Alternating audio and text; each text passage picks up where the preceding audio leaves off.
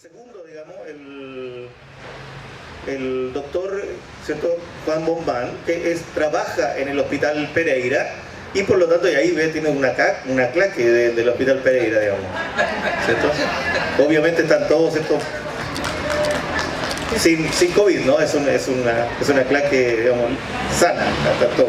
Les damos las gracias a todas las personas de la salud que nos han cuidado y nos han mantenido con vida todo este tiempo. Así que aprovechamos en el nombre de ustedes darle las gracias, ¿cierto?, a ese enorme equipo de personas que está haciendo lo imposible para que ¿cierto?, en todo el mundo las personas sigamos vivas y podamos seguir funcionando dentro de la posible normalidad. Y decíamos entonces que trabaja en el hospital y justamente lo normal sería que escribiera un libro sobre sus experiencias personales o sobre algún tema de su invención, pues ha escrito un libro sobre el pasado, la historia del Hospital Pereira, del que vamos a hablar más adelante. Y tercero, que este libro se viene a conectar muy bien con lo que estamos viviendo ahora, que ya podemos empezar a hablar de estos temas. Ya hemos pasado, ¿cierto?, 2 años, la mayoría, digamos, se ha informado, algunos se han vuelto como expertos, ¿no?, sobre todo temas de virología, etc.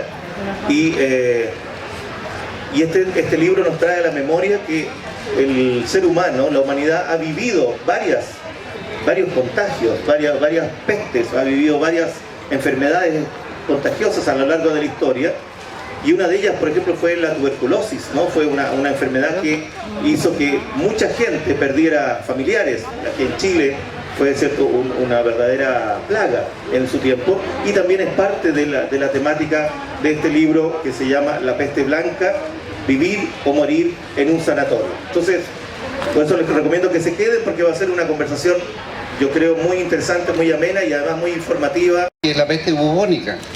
La peste bubónica tenía una serie de cototos que aparecían en el cuello y la gente fallecía por vómitos de sangre negra, toda esta cosa. En cambio, en la peste blanca la gente bajaba de peso, se ponía pálida porque se anemizaba, de modo que era muy bien el nombre de la peste blanca para ellos. Esta peste asoló a la humanidad durante muchísimos años, es decir, miles de años, y no tenía tratamiento, hasta que un médico alemán dictaminó que el tratamiento de esto era realmente el reposo absoluto, lo más reposo posible, hiperalimentación o sobrealimentación, y estar en un aire limpio, ojalá en alturas. Entonces se crearon en todo el mundo muchos sanatorios para tratar la tuberculosis, y en todo, lejos de las ciudades, en altura. La verdad es que el tratamiento así sirvió un poco y alguna gente se defendía y no se moría, pero fundamentalmente sirvió para aislar a los pacientes, porque esta es una enfermedad contagiosa. Esta es una pandemia. La humanidad tuvo muchos casos de tuberculosis y gente famosa murió. Incluso Molière murió en el escenario justamente por una tuberculosis. Entonces en Chile también el Ministerio de Salud tomó en cuenta esta cosa, que era la tercera causa de muerte en ese momento en Chile, por ahí por el año 30, el año 40. Entonces decidió construir una serie de estos sanatorios que habían sido recomendados por este médico alemán, y se construyeron sanatorios en San José de Maipo, en Putaendo, en Santiago, por supuesto, y en Valparaíso. En Valparaíso se le llamó el Hospital Sanatorio Valparaíso, que está dibujado en la portada de la novela. Y este sanatorio entonces acogió los enfermos de tuberculosis de la zona de Valparaíso. Entonces los enfermos llegaban ahí, eran muy jóvenes, todos menores de 30 años. Entonces estaba lleno de pacientes jóvenes porque contraían la enfermedad precozmente y iban allá a morirse. Vivían ahí, vivían meses o años en el sanatorio. Entonces la perspectiva de vivir era cuidarse, alimentarse, hacer reposo, pero finalmente la enfermedad de repente los demolía y se morían. Entonces, hasta que llegó el milagro, y eso aparece acá al principio, uno dice, Einstein lo dijo, hay 2 formas de ver la vida. Una es creer que no existen milagros, y la otra es creer que todo es un milagro. Bueno, llegó el milagro. Un día de estos, alguien descubrió en New Jersey, en Estados Unidos, el doctor Shast, descubrió un antibiótico para combatir el bacilo de Koch, que es el causante de la tuberculosis. Y eso fue por el año 46, 47. Y llegó acá a Chile prontamente.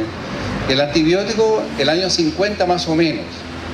Entonces todos los hospitalizados en ese momento en el sanatorio Valparaíso, que estaban condenados a muerte, tuvieron el milagro de recibir el antibiótico y se salvaron muchos.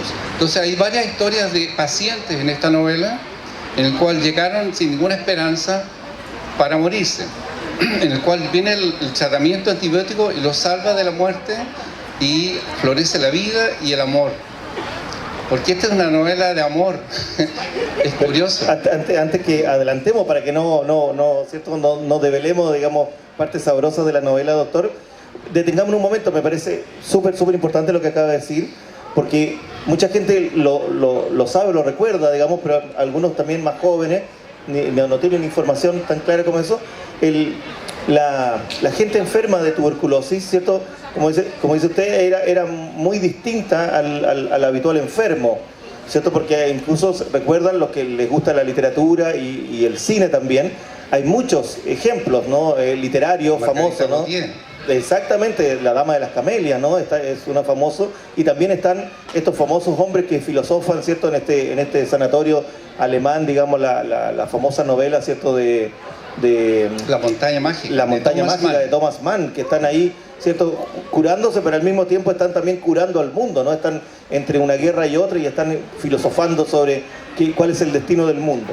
Y estos enfermos, una de las características, como lo decías bien, y el libro lo retrata muy bien, y ese es uno de los aciertos, es como parecían, parecida a la enfermedad, por decirlo así, del enamoramiento, ¿no? Están un poco afiebrados, están un poco oídos, no tienen ganas de hacer nada, no tienen ganas de comer, no tienen ganas, ¿cierto?, de moverse, solamente, ¿cierto?, respiran muy poquito, ¿no? Es como un fluido de aire y tratan de vivir un día más, ¿no? Seguir un día más. Por ejemplo, en el mundo de la medicina se probaron métodos que hoy día nos pueden resultar a lo mejor ridículos o poco ortodoxos. ¿No se probó aquí en Chile métodos diferentes? Obvio. Antes de la era antibiótica, algunos cirujanos operaban a estos pacientes y le aplastaban el pulmón porque la tuberculosis produce cavernas dentro del pulmón. De modo que en la radiografía aparecían sombras y la gente le llamaba sombra al pulmón. Entonces la gente tenía un hijo o qué sé yo, un pariente con sombra al pulmón y era como la condena a muerte. O sea, prácticamente le diagnosticaban la sombra al pulmón y el paciente estaba condenado a sufrir una lenta agonía en el curso de varios años y fallecer enflaquecido, aislado en un hospital sanatorio como este. Entonces los cirujanos de repente inventaron cirugías para aplastar estas cavernas, para intentar, digamos, que esta cosa se mejorara. Porque dentro de las cavernas se produce el bacilo, se multiplica igual que los virus de COVID y crecían ahí, y entonces el enfermo tosía y la tos llevaba el bacilo a otra persona que lo aspiraba. Era muy contagiosa por eso. Claro, y eso justamente es la otra parte de la misma enfermedad y por eso que se toca con lo que estamos viviendo actualmente, ¿no? Con el tema del cuidado. En ese momento, en ese tiempo, se usaba ya esta idea de la mascarilla, del distanciamiento social, de la asepsia de los lugares donde vivían estos enfermos. Bueno, la limpieza y la asepsia era muy importante. El sanatorio era una cosa impecable. Uno ve las fotos de acá de cuando se inauguró el año 1940, en enero de 1940, de modo que fue en este mes que se inauguró, y lo inauguró el presidente de la época, don Pedro Aguirre Cerda. Vino específicamente de Santiago a inaugurar el sanatorio, que era un tremendo edificio en ese momento, un tremendo hospital. Y resulta que lo inaugura y el presidente fallece por tuberculosis el año siguiente. Es algo increíble.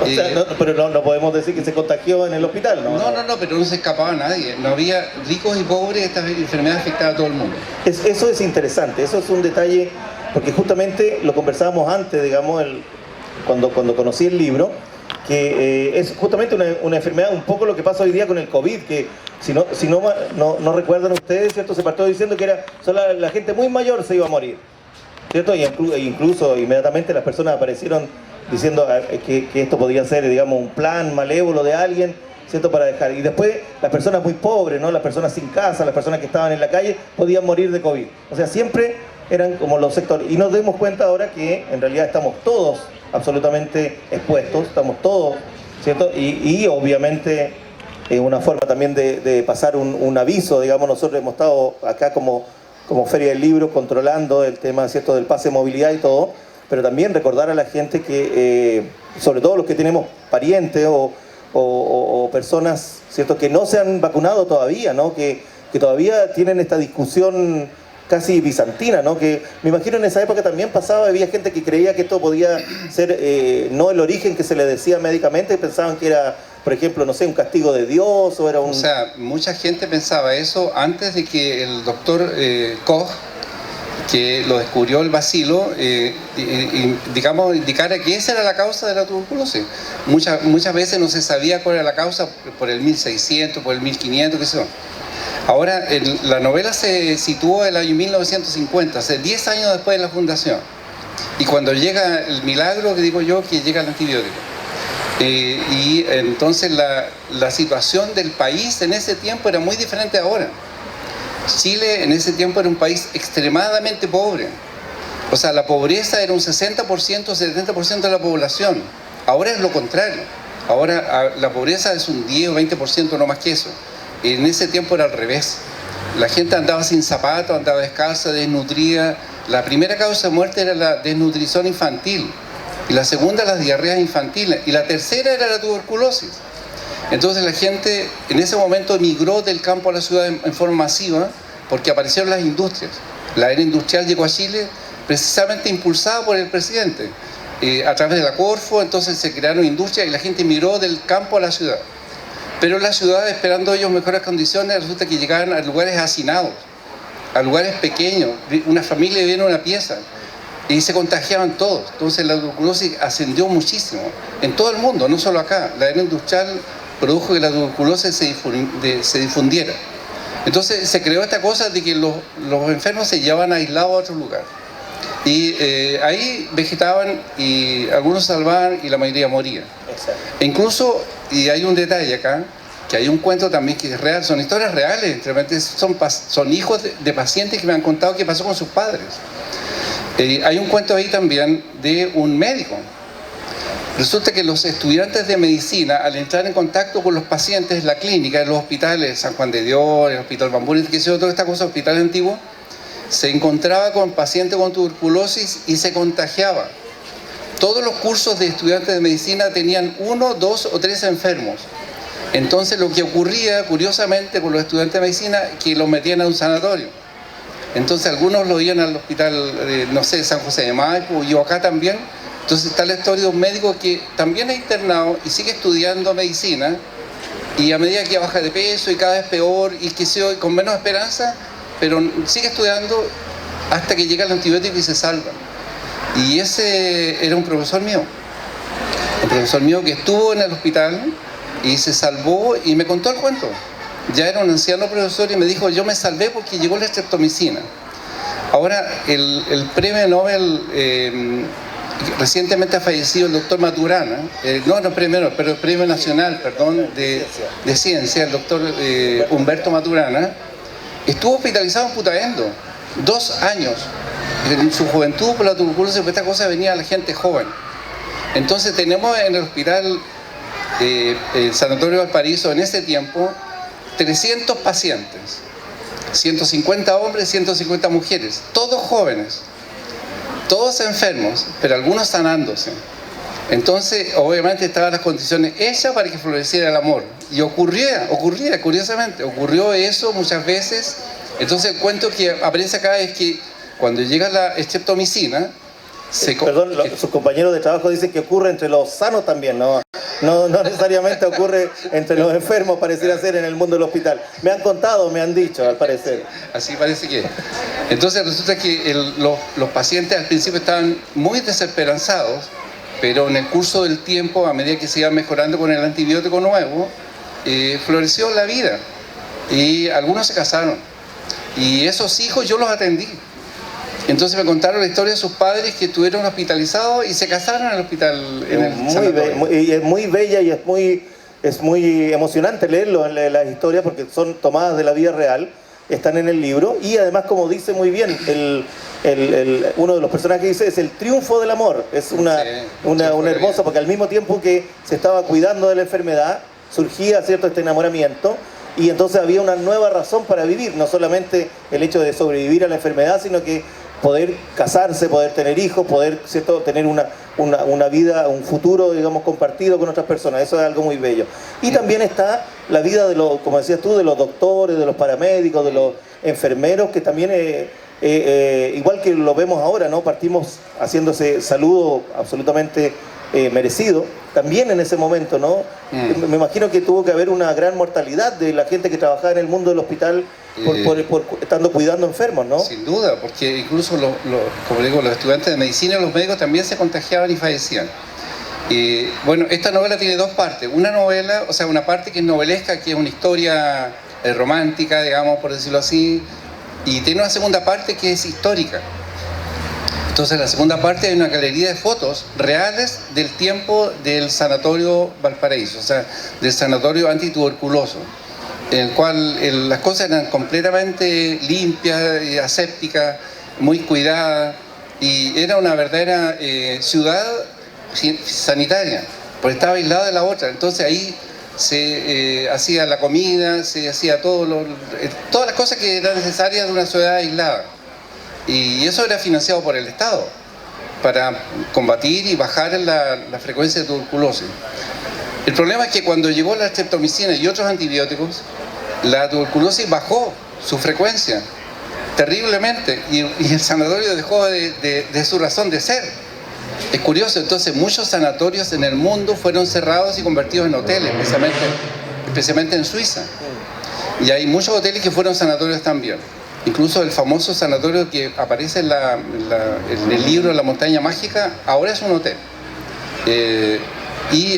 Entonces en Chile no ocurrió eso, sino que esos hospitales para tuberculosos se reconvirtieron en hospitales generales para tratar enfermos quirúrgicos, médicos, o sea, de enfermedades que eran frecuentes después de la tuberculosis, que son el cáncer, las enfermedades cardiovasculares. Y cuando usted llegó a trabajar al hospital, doctor, ¿ya estas historias existían? ¿Había todavía gente que venía de ese mundo y que pasó al otro mundo, o ya era un recambio generacional completo del personal? Hubo una transición, evidentemente, pero quedan restos todavía de gente que estuvo en el sanatorio, ¿no?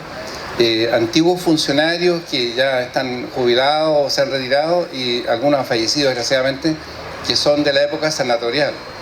Y entonces recuerdan las cosas que estaban en el sanatorio, el jardín, los balcones, los comedores. Todo esto está descrito en el libro como una descripción del sanatorio a través de una novela, digamos, una historia relatada. Exacto, los ojos de los protagonistas nos llevan a ese pasado y nos permiten además traerlo al presente, ¿no? Porque no es lo mismo estar leyendo esta novela hace 2 años atrás que estarla leyendo ahora, ¿cierto? O leerla este año, porque obviamente todos tenemos también una sombra, ¿cierto?, de duda e incertidumbre. Una sombra al pulmón. No. Una sombra al pulmón como sociedad, ¿no? Como uno diría, como seres humanos. Interesante eso. Y al mismo tiempo estamos también dando, como dices tú, siguiendo la metáfora, estamos dando una lucha por no ser estos seres vegetativos, ¿no? Mucha gente, nosotros en la feria hemos visto, ¿no? Este año, por ejemplo, es increíble y nos tiene muy felices, y aprovechamos, ¿cierto?, de felicitarlo, digamos, y celebrarlo a usted, que desde el primer día no han dejado de venir a la feria. Esta es una feria que, a diferencia de otros años, digamos, ¿cierto?, no tenemos cafetería por el tema de, a veces tenemos ciertos servicios de baño, digamos, más difíciles de usar, etcétera, pero la gente no ha dejado de venir. Pareciera ser que nosotros, los seres humanos, no necesitamos en sociedad, nos visualizamos socializando, estando en grupos humanos, y por lo tanto esta feria ha permitido también eso. La gente ha sido muy fiel con esta feria que ya lleva 40 años en nuestra ciudad. Y lo mismo, ¿cierto?, pasaba con el mundo, digamos, que está también retratado en tu novela. Claro. Bueno, tengo un aviso parroquial que hacer, porque resulta que la señora de Nuevo Libros, que es un stand que está ahí, me dice que pasen a comprar lo que está. le hace seña, digamos, al escenario, que dice, claro, que no. Exactamente, que justamente, o si no va a salir como damnificado el doctor de acá, digamos, ¿cierto? Si no cumple la cuota. Así claro.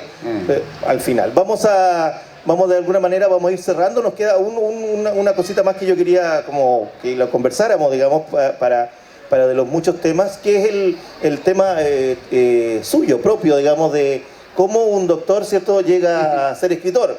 Antes de que nos cuente, sabemos, en la tradición chilena tenemos una larga tradición de doctores literatos, ¿no?, de muchos doctores que se han dedicado y que a veces uno se encuentra cuando va a veces a las consultas, que tienen ahí su par de libros o tienen una biblioteca completa.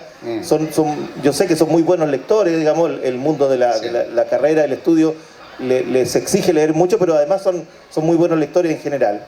Y me recordaba, por ejemplo, de Benjamín Subercaseaux, ¿no?, un gran escritor nuestro, de aquí, digamos, ¿cierto?, de la zona, que con su libro Niño de Lluvia, que trata justamente la historia de, ¿cierto?, estos niños que tienen que pasar muchas temporadas en los hospitales y crecer, digamos, abandonar su infancia estando en las piezas de un hospital, ¿no?, que es algo que hoy día mucha gente lo vive, ¿no?, cuando tiene parientes o hijos enfermos, sabe, ¿no?, que es una infancia diferente, difícil.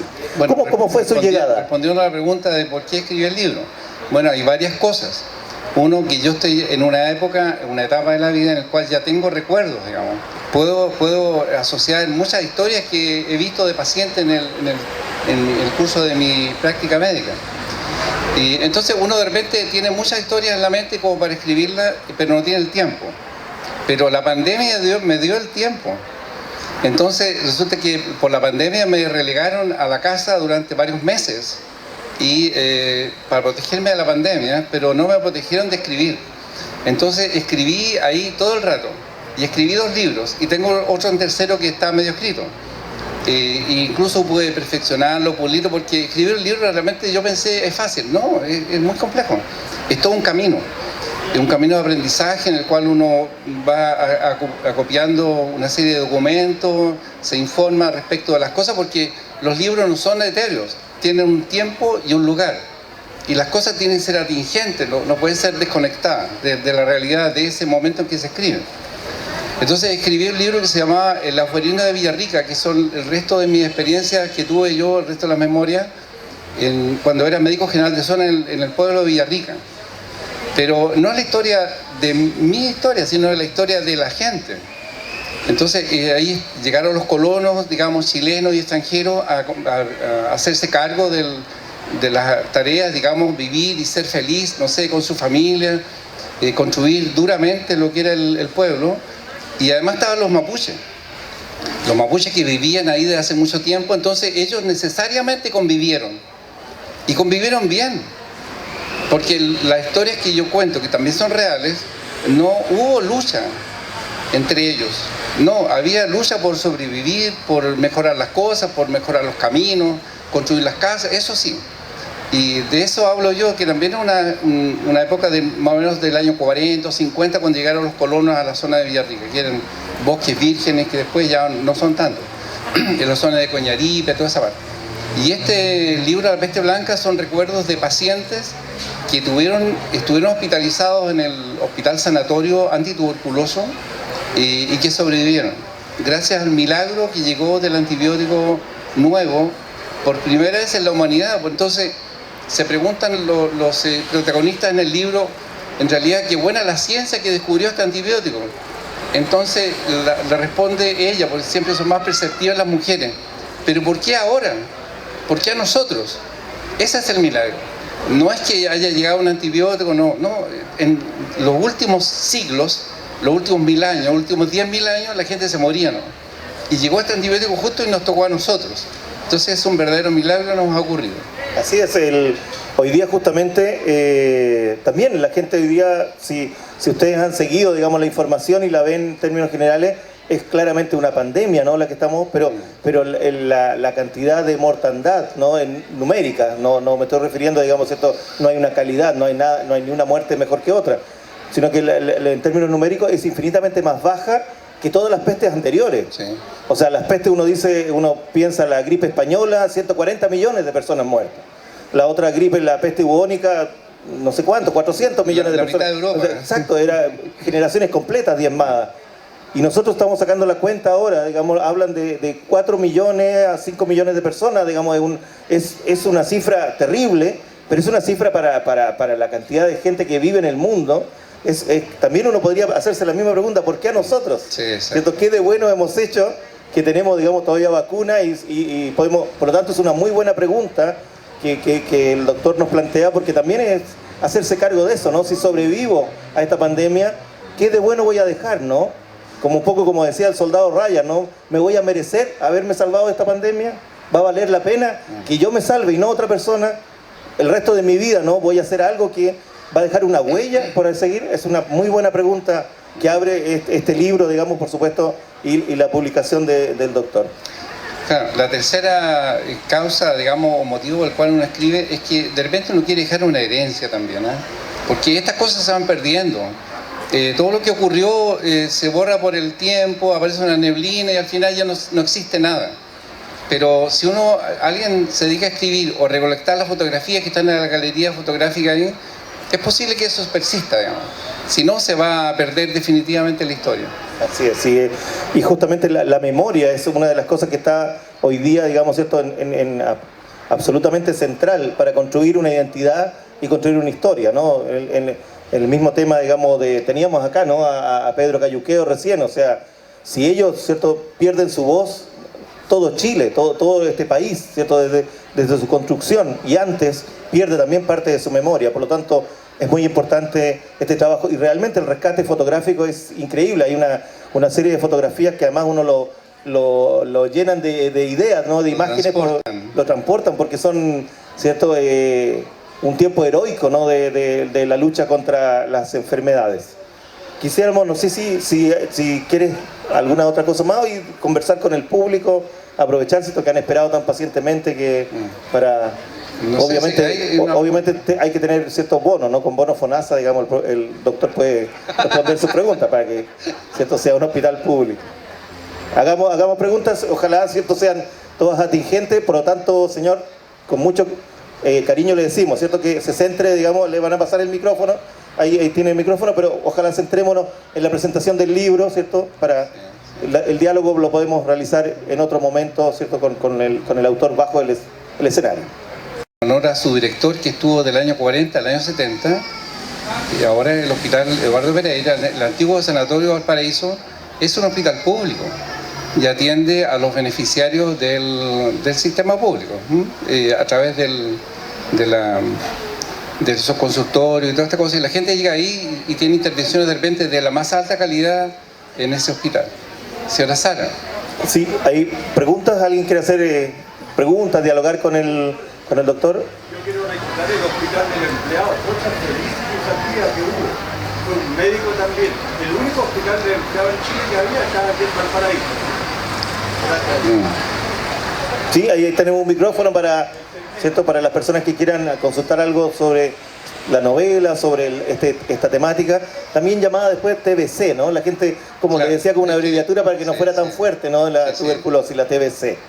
Sí, exacto, sí. Yo le contaba fuera de una de mis tías, digamos, uno de mis parientes, que era una mujer muy joven, digamos, falleció, digamos, de tuberculosis. Mucha gente seguramente puede recordar en sus familias, parientes que tuvieron, porque era obviamente una enfermedad muy mortal si no se atacaba a tiempo, si no se detenía, ¿no? Simón Bolívar. Sí, imagínese. Simón Bolívar murió de tuberculosis.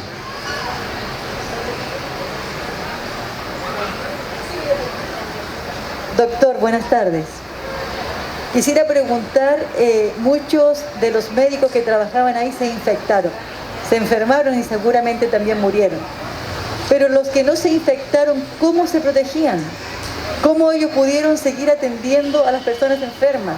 El mismo personal, los TENS, los enfermeros, toda la gente que trabajaba ahí. ¿Cómo se protegió en esa oportunidad?